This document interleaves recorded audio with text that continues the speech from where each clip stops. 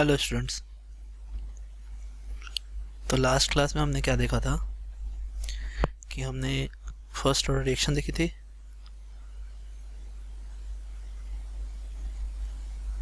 जिसमें हमने देखा था कि दो तरह के क्वेश्चन आए थे। एक आपका आया था t is equals to 2.303 upon k log of a naught upon 80, और एक ग्राफ आया था आपका 80 is equals to a naught e के पावर माइनस kt। सो अब करना क्या है हमें कि अगर हम रेट निकालते हैं, जैसे हमने देखा ये कि A concentration 80 concentration is equals to A naught e के पावर माइनस kt। इसको अगर डिफ्रेंशिएट किया जाए तो डिफ्रेंशिएट करने पे ये आपको देगा dA by dt is equals to A naught minus k e के power minus kt, that is minus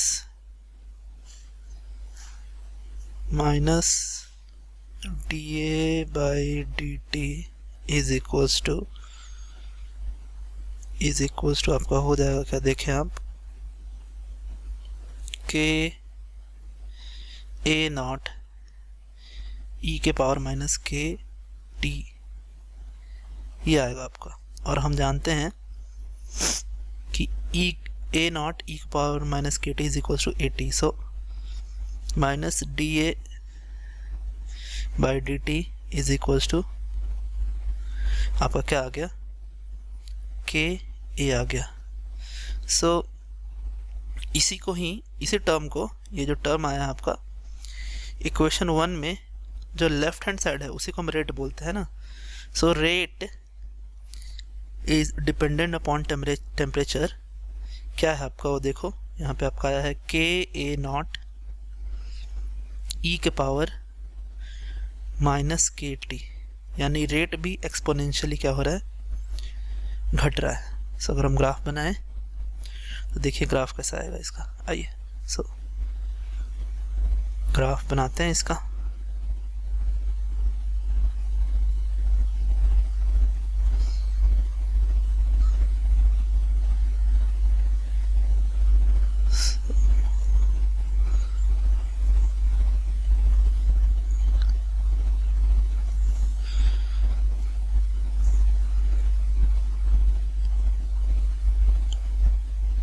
अब आपका क्या होगा कि यहाँ ये आपका रेट है, इनिशियल रेट, डेट इज के इंटू ए नॉट, और यहाँ से ये आपका रेट जो है वो क्या होगा कि टाइम जैसे से आगे बढ़ेगा और रेट क्या होगा, कम होगा। सो रेट जो है वो इस तरीके से आपका क्या हो जाने रहेगा कि वो नीचे की ओर एक्सपोनेंशियली कम होना चालू हो जाएगा। सो ये आपका इक्वेशन है क्या, कि रेट इज इक्वल्स टू के ए नॉट ई के पावर माइनस के टी, और K A naught is called initial rate. अब कुछ कैलकुलेशन, एक ग्राफ अगर हम और देखें, एक ग्राफ हम और बनाते हैं। ये ग्राफ हम बना रहे हैं क्या कि आपका t is equals to 2.303 by K log of a naught by 80, that is हम जो ग्राफ बनाएंगे वो ग्राफ होगा आपका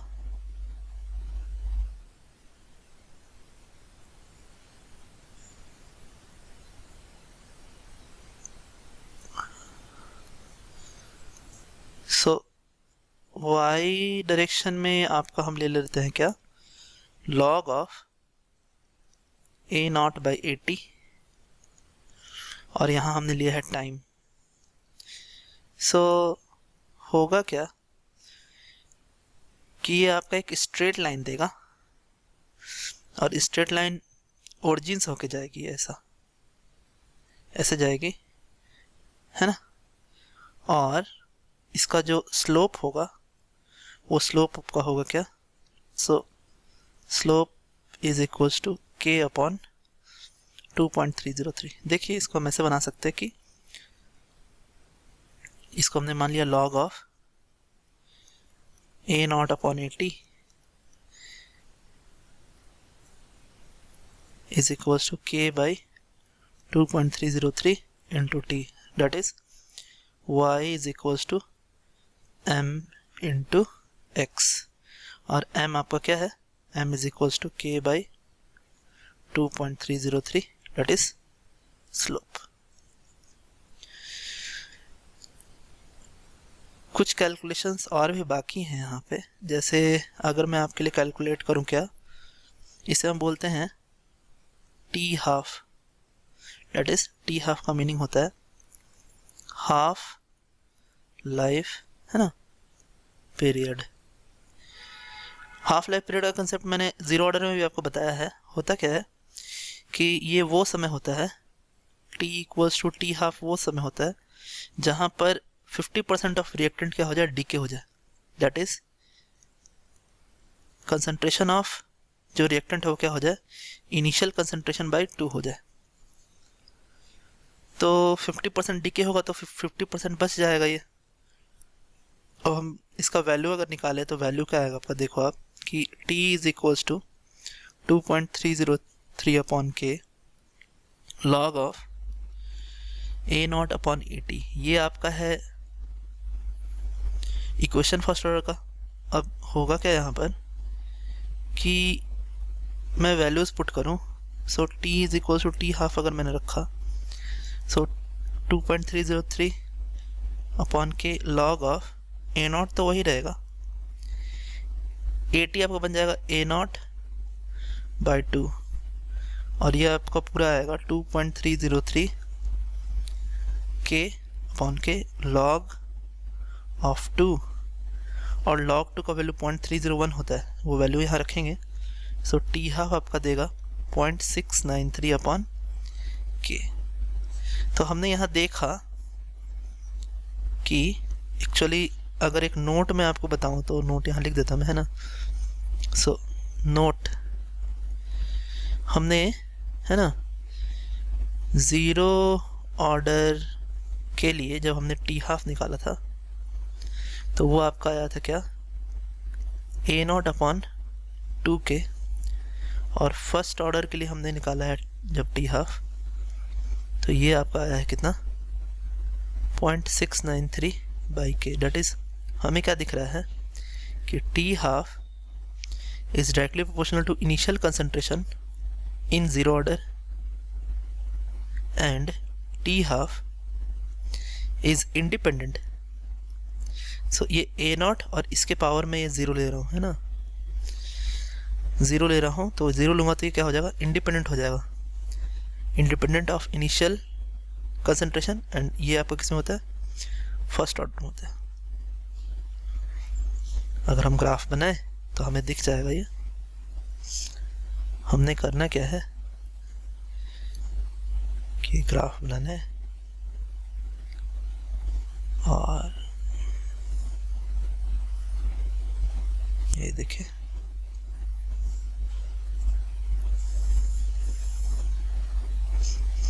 तो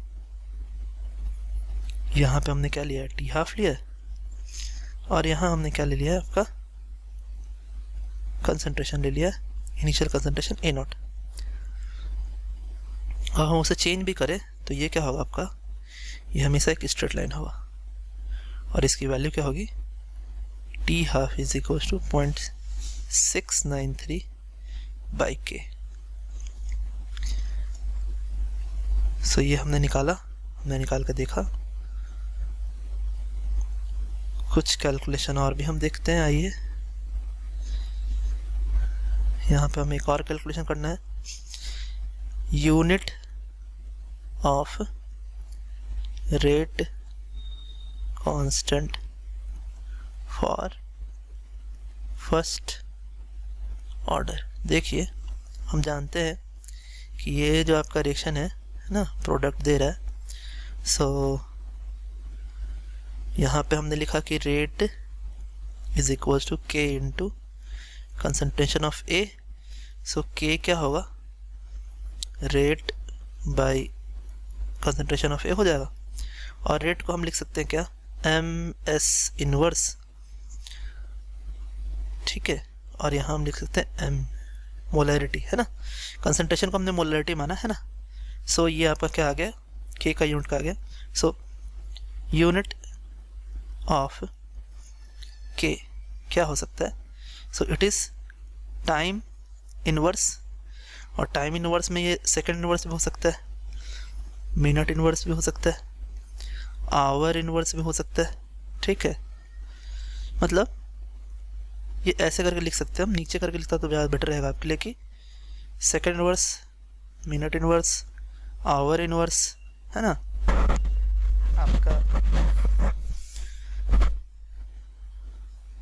day inverse, week inverse,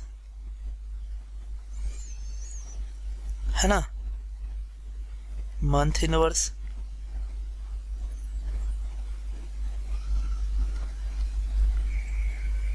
year inverse. So time के जो भी यूनिट्स हैं वो सारे यूनिट्स यहाँ आ सकते हैं। अब इसके कैरेक्टरिस्टिक के बारे में अगर जाने सब, है ना, कैरेक्टरिस्टिक ऑफ रेट कांस्टेंट। और ये जो मैं रेट कांस्टेंट लिख रहा हूँ ये सभी के लिए हो सकता है ऐसा। ये मैंने पहले भी आपको लिखवाया है कि रेट कांस्टेंट क्या होता है, it do not depends on concentration of any product or reactant। किसी पे डिपेंड नहीं करता, किसी भी कंसंट्रेशन पर डिपेंड नहीं करता है। दूसरी बात जो है, ये it depends on temperature and activation energy, है ना। It has a unique value for a particular reaction, है ना। So ये इसका आपके रेट कांस्टेंट के बारे में मैंने बात किया। अब एक चीज़ हमें और निकालना है। हमने टी हाफ कैलकुलेशन किया था, वो हम कैलकुलेशन करने वाले टी 100%। सो टी 100% कहने का मतलब होता है, ये मैंने पहले ही बताया, कंप्लीशन ऑफ रिएक्शन। देखिए, सो ये ए से आपका प्रोडक्ट दे रहा है। सो एट टी इक्वल्स टू 0 पर ये क्या होगा, आपका ए नॉट होगा, ये 0 होगा। टी इक्वल्स टू टी पे ये क्या हो जाएगा, ए टी, और ये आपका हो जाएगा कि ए नॉट माइनस ए टी। और टी इक्वल्स टू 100% पे हो जाएगा आपका क्या, 0, और ये हो जाएगा आपका ए नॉट। तो यही अपने को निकालना है। सो हमें इक्वेशन हमने लिखा है ना,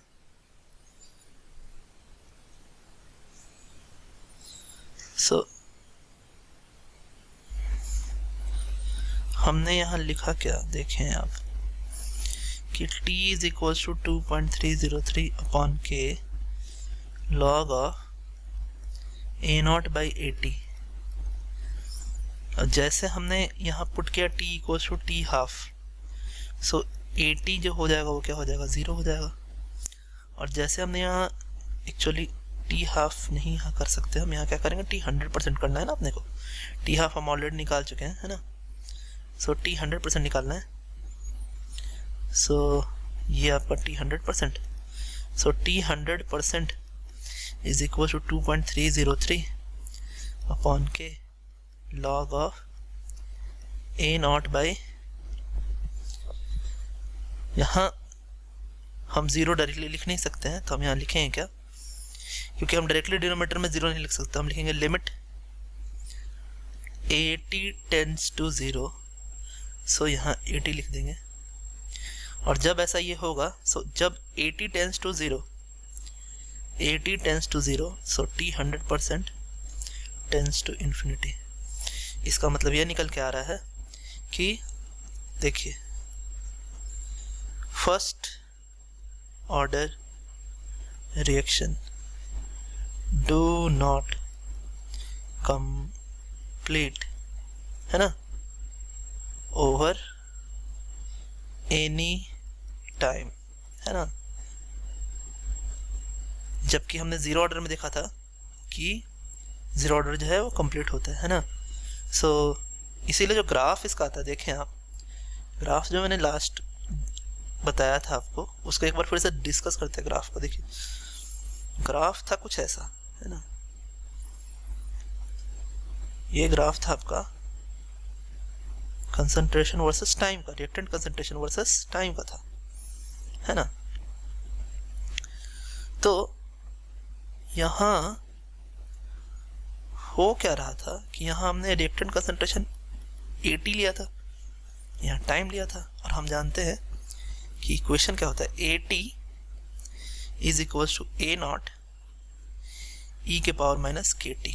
सो एक रिएक्टेंट कंसंट्रेशन यहाँ होगा जो कि a नॉट होगा, और यहाँ से ये घटना चालू होगा एक्सपोनेंशियली, और एक्सपोनेंशियली जब घटेगा तो ये ऐसा करवाएगा, और ये जो 80 है वो ज़ीरो होगा लेकिन इन्फिनिट टाइम पे, यानी 80 टेंड्स टू 0, बट कब, जब टाइम पहुँचे इन्फिनिट पे, यानी ये फर्स्ट ऑर्डर जो है आपका वो कभी कंप्लीट होता ही नहीं, है ना। So first order reaction do not